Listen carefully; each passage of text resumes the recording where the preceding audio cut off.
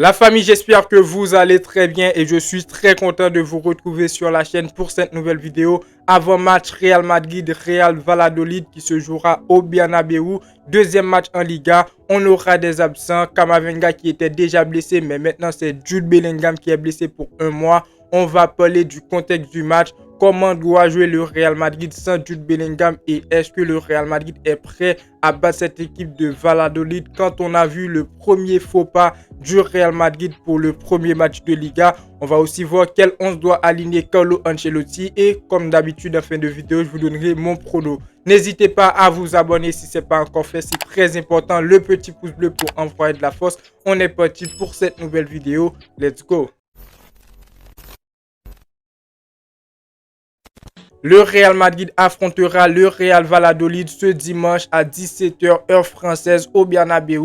On commence avec le contexte du match. C'est le deuxième match de Liga pour le Real Madrid qui précise bien sûr une victoire obligatoire après le faux pas qu'on a fait face à Mallorca. Parce que là, le Real Madrid se trouve très bas dans le classement et le FC Barcelone est premier. Ne dis pas que le Real Madrid ne va pas gagner. Oui, le Real Madrid peut passer devant le Barça. Le Real Madrid peut devenir leader de cette Liga, mais à un certain moment, il faut se dire, il faut arrêter les faux pas. On a déjà fait un faux pas face à Mallorca, maintenant face le Real Valladolid, on doit bien sûr gagner pour corriger cette erreur. Malgré ça va se corriger au fil de la Liga parce que la Liga est très longue, mais on ne doit pas faire de faux pas avant cette trêve internationale, les amis. Deuxième enjeu, c'est un match au Bernabéu. Deuxième match de Liga, premier match au Bernabéu pour cette saison. Le Real Madrid n'a pas le droit à l'erreur. On doit gagner parce qu'on a des joueurs pour le faire.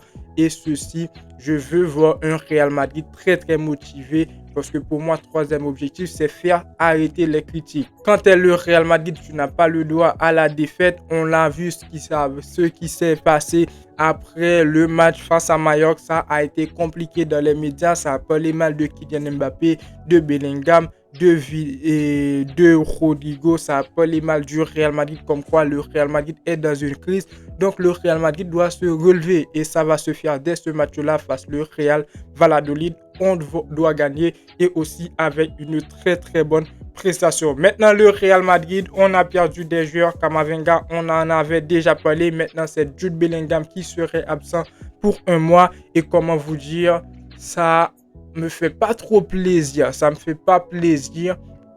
Par contre, je me dis, c'est pas, comment dire, c'est pas dommage que Jude Bellingham il s'est blessé au début de la saison. Je ne dis pas que je suis content parce que Jude Bellingham il s'est blessé, mais avant une trêve internationale, Bellingham il est blessé pour un mois. Je pense qu'il va se récupérer. C'est toujours mieux que de se blesser en décembre, en septembre, tout ça. Donc je pense que ça a à voir aussi avec la préparation de Pintus. Parce qu'on l'a vu l'an passé, le Real Madrid avait pas mal de joueurs blessés lors du début de la saison. Mais au final, ils se sont revenus avec leur meilleure forme. Donc, je l'espère aussi pour Jude Bellingham. Maintenant, Carlo Ancelotti va devoir faire un choix au niveau de son milieu de terrain avec Bellingham qui est blessé. Il va devoir mettre Arda Güler ou Modric. Et je crois plus Carlo Ancelotti pencher sur un Modric pour débuter le match. Malgré moi, j'aimerais tellement voir Arda Güler titulaire parce que c'est un joueur que je sais bien qu'il y a des choses à dire, les amis. En parlant du milieu de terrain du Real Madrid, ça m'est venu en tête. Et donc, je me demande pourquoi le Real Madrid a décidé de vendre, ou je sais quoi, Mario Martin au Real Valladolid. Mario Martin n'est plus un joueur du Real Madrid. Et il y a grande chance qu'il joue face le Real Madrid, face le Real Valladolid. Donc c'est exagéré, c'est comment dire exagéré parce que là le Real Madrid a fait une très bonne pré-saison avec Mario Martin ou plutôt c'est Mario Martin qui a fait une très bonne pré-saison au niveau du milieu de terrain du Real Madrid. Le joueur il a été parfait. J'ai vu dans les infos comme quoi le Real Madrid l'a vendu au Real Valladolid. Je ne sais pas si c'est un prêt ou pas, sauf que je crois que le joueur n'est plus un joueur du Real Madrid, c'est un joueur du Real Valladolid. Et crois comme d'habitude, il va jouer contre nous et il va marquer tout ça. Je me demande pourquoi le Real Madrid a cette politique envers ces jeunes de la Castilla. Mario Martin, Nico Paz. Si Nico Paz qui peut être transféré dans un club, je ne m'en souviens pas du nom. Donc, c'est vraiment, ça me fait pas plaisir, les amis. Donc, pour revenir dans ce milieu de terrain, je pense que Carlo Ancelotti, il va jouer avec Modric au lieu d'Arda Güler, malgré moi. Je voulais bien sûr que Carlo Ancelotti il débute ce match-là avec Arda Güler. Ensuite, Kylian Mbappé, il a bien sûr ses mots à dire dans ce match-là parce qu'il a été vraiment critiqué après le match face à Mallorca. Comme j'ai dit dans la vidéo précédente, les médias, ils sont là tout simplement pour critiquer les faux pas de Kylian Mbappé, les faux pas du Real Madrid. Donc Kylian Mbappé, il va devoir faire beaucoup plus d'efforts. Essayer de se dire, on est là pour jouer pivot numéro 9. Je vais me positionner dans ce poste-là qui est le numéro 9 et arrêter à un certain moment de se pencher sur le côté gauche à 100% comme on l'a vu dans le match face à Mallorca. Et je pense que c'est Carlo Ancelotti qui doit mettre l'instruction. C'est la seule façon de jouer avec Rodrigo, avec Mbappé et Vinicius. Donc voilà, Mbappé, il doit se positionner en tant que numéro 9 et rester là pour jouer du bon football, les amis. Après le Real Madrid, on a bien sûr le meilleur effectif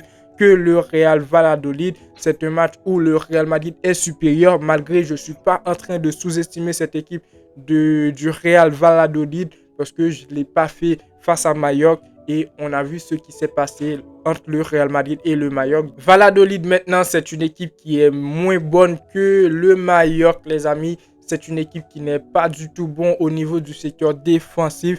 On l'a vu l'an passé, ils ont encaissé pas mal de buts. Si je ne me trompe pas, c'était la pire défense de la Liga. Donc voilà, j'espère qu'ils vont continuer sur cette ligne et que le Real Madrid, au niveau du secteur offensif, on a des joueurs pour le faire.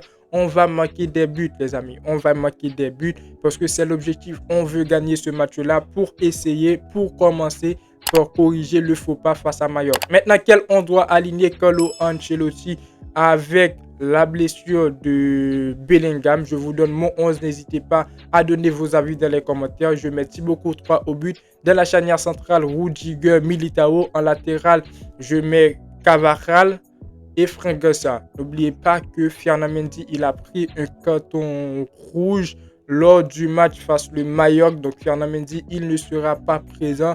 Donc c'est un petit peu compliqué pour nous aussi au niveau du secteur défensif. Mais j'ai confiance en Franck Garcia titulaire et je pense qu'il va nous sortir une bonne prestation. Personnellement, j'aurais aimé que Carlo Ancelotti nous sorte un milieu de terrain avec Rodrigo en tant que numéro 10. Essayez tout simplement ce système-là en 4-4-2 avec un milieu de terrain Rodrigo en tant que numéro 10, Modric, Valverde sur les ailes et Tchouaméni en numéro 6.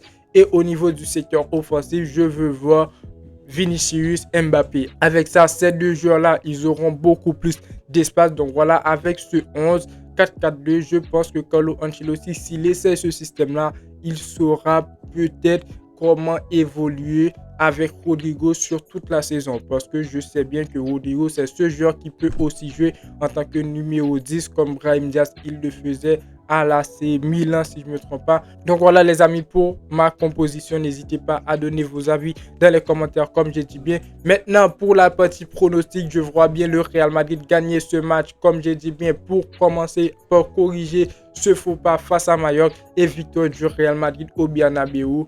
3-0. C'est l'objectif les amis, allez chercher la victoire. Donc voilà pour cette vidéo, n'hésitez pas à donner vos avis dans les commentaires, c'est très important.